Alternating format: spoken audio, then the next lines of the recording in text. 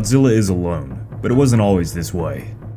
At one time in the lore, the planet had multiple of these predators roaming the lands and swimming in the oceans. We've mentioned Godzilla's only official and canon relative in the MonsterVerse, Dagon, many times in the past on the channel, and it's fairly clear now that this individual was nearly identical to Godzilla and likely the closest living being to the big Gman. But a massive question still remains. If they were the only living members of the species still alive, and that they are clearly an intelligent species, why did Godzilla not come to save Dagon from a horrible fate? And that's the topic for this video. Make sure and stomp that subscribe button and hit the bell if you haven't already to stay notified on everything the MonsterVerse, that Kong Skull Island show, guys, it's coming soon. So I hope you're ready for a ton of Kong content. Say that a bunch of times. Kong content, Kong content, Kong content. Why did Godzilla let Dagon die? Let's get to it.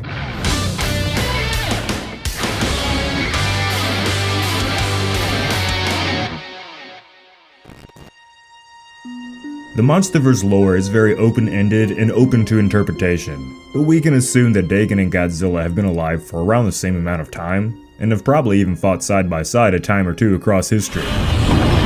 From what we can tell, Dagon was actively interacting with humans on the surface of the planet for a long enough period of time that the ancient locals began to worship him. He would appear out of the ocean, peer over his human worshippers, and both species lived in relative harmony. Dagon was infected in the year 1100 BC, and likely died not much longer after that. If this was real, it would be like 3,100 years ago. And this certain Goji death would be the precursor to the beginning of the Godzilla 2014 movie. And this leads us to our big question.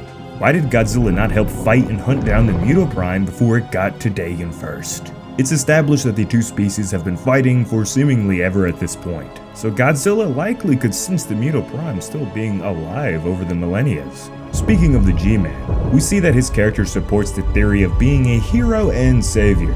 He went and saved Behemoth from death in the graphic novel Godzilla Dominion, so it's established in the lore that he will go out of his way to save a fellow Titan. And in Aftershock, we also see how Godzilla chased the Mutoprime across the planet.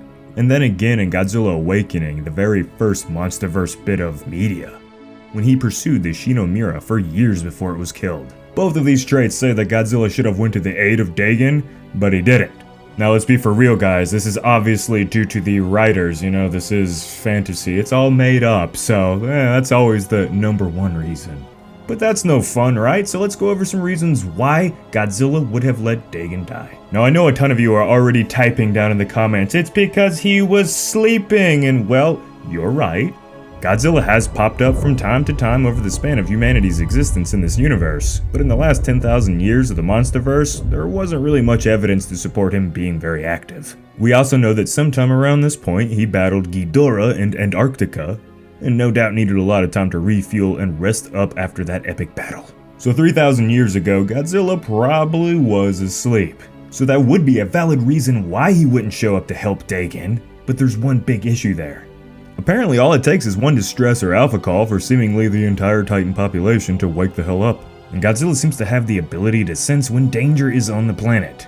So for him to just snooze through the time that Dagon and the Mutoprime were hunting each other, possibly in a way similar to how the Gman himself chased the Mutoprime in the graphic novel, he must have had a very serious reason to not get up and help his only remaining species member. And this brings out the potential truth in this scenario. The Godzilla species are just super competitive. In ancient times, the Earth had enough radiation to support multiple active Gojis. But in modern times, there's hardly enough to keep just one Godzilla moving for more than a few months before he has to disappear again and rest. In simple terms, the less Gojira there were, the more remaining energy there would be for the ones that were alive. Since the modern MonsterVerse timeline, 1954 and up, Godzilla has seemingly grown 5 times more powerful at least. And this may be due to him having all the radiation for himself. In ancient times, the Goji could live and work together, but their time is coming to an end, and in this world, only one can remain. So unless Dagon stole Godzilla's girl sometime in the past or something, the best possible reason to say why the G-Men didn't help Dagon kill the Mutoprime or, not die, is because he wanted to have the energy for himself, and didn't think it was worth waking up for. Godzilla, you can be kind of an asshole. But what do you guys think? Is my theory kind of close to what you've been thinking, or do you have a better idea? There's Finn. Hey look, it's Finn.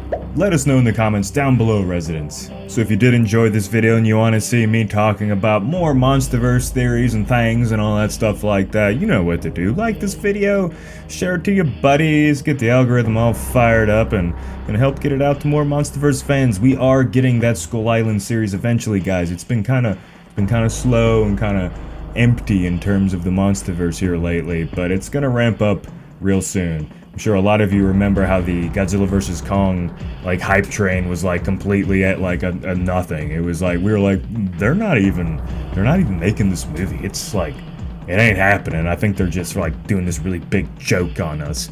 And then the trailer, you know, came out and we all kind of went yeah. So bear with the MonsterVerse. I think this is how they're gonna be marketing it here on out. You know, they're just gonna like not show anything, piss us all off, make us get all annoyed, and then they're gonna just throw it all up all at once, like right before this series comes out. But stay tuned for that Kong Skull Island MonsterVerse series on Netflix. It should be really good. Should be. It's made by the same people who did the Castlevania series, and they're like one of the best animating adult series out there. And by adult, I mean like, you know, it's not the other type of adult, you naughty people. And by the way, guys, I got my next Rip review out on my new channel, Rippy. So if you want to go, you know, hear my thoughts on The Lord of the Rings, The Two Towers, feel free to go do so. I'll leave links to that down below. Anyway, residents, I hope you've had a good time, and I'll see you in the next one.